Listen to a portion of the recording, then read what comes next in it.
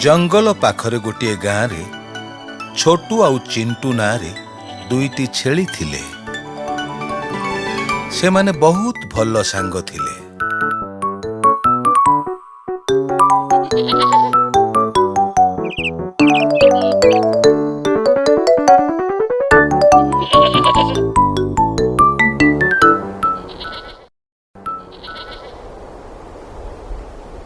जंगल रे रहुथिबा गोटे जंबू नामक शियाल सेमानंकु देखि पारिला।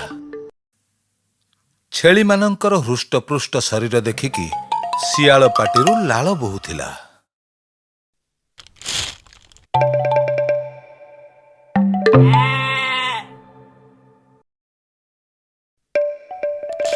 छेली मानंकर मांस केते स्वादिष्ट से कथा भाभी भाभी ताकू सारा राति निद हैला नाही।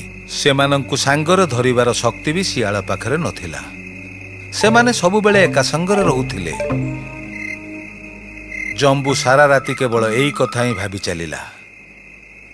हठात ता मुंडकू गोटे बुद्धि जुटिला। से दुई जन को अलग करि पारिले ही ता काम सहज हबो।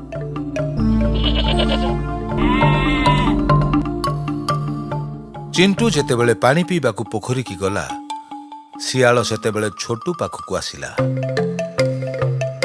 छोटू तमको मु गोटे कथा कहिबाकू चाहे। मो सांगरे मु तमको बहुत दिन हैला देखुची। तमे बहुत शक्तिशाली जना पड़ुची चिंटू ठु भी बेसी। खाली शक्ति अछि भाबिले हबो नहीं, ताकू प्रमाण करिबाकू पड़िबो। कोन पाई तमे एते शक्तिशाली बोली बण देवता जानिले बहुत खुशी हेबे। आउ सिए तमको आहुरी अनेक शक्ति दान करिवे। एमिति खेलकूद करी निज जीवनटा को बर्बाद करना। मो कथा मानिले तमर केवल लाभ ही लाभ। तमे कोन सत कथा कहउछ? शक्ति प्रमाण करिबाकू मते कोन करिबाकू हबो? जंबू बहुत खुशी हेई गला जे तार बुद्धि कामरे लागि गला।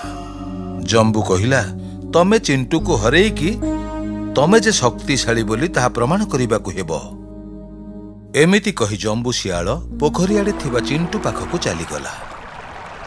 जेउ कथा छोटू को कहिथिला सेई समान कथा चिंटू को भी कहिला। लड़ेई करिबा पई छोटू को डाकिबा पई जंबू कहिला।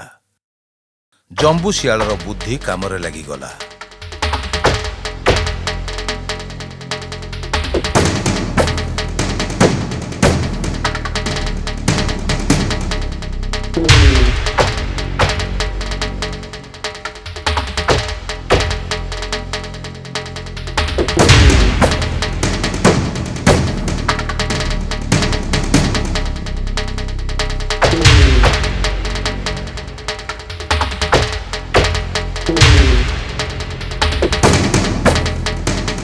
जंबू शियाल दूररू एसबू देखि खूब मजा नेउथिला।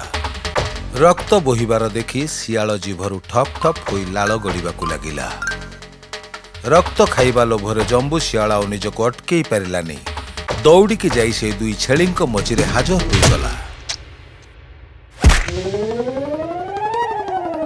देखिले तो सांग माने दुष्ट शियाल कि भली भावे निजर शास्ति पाइला।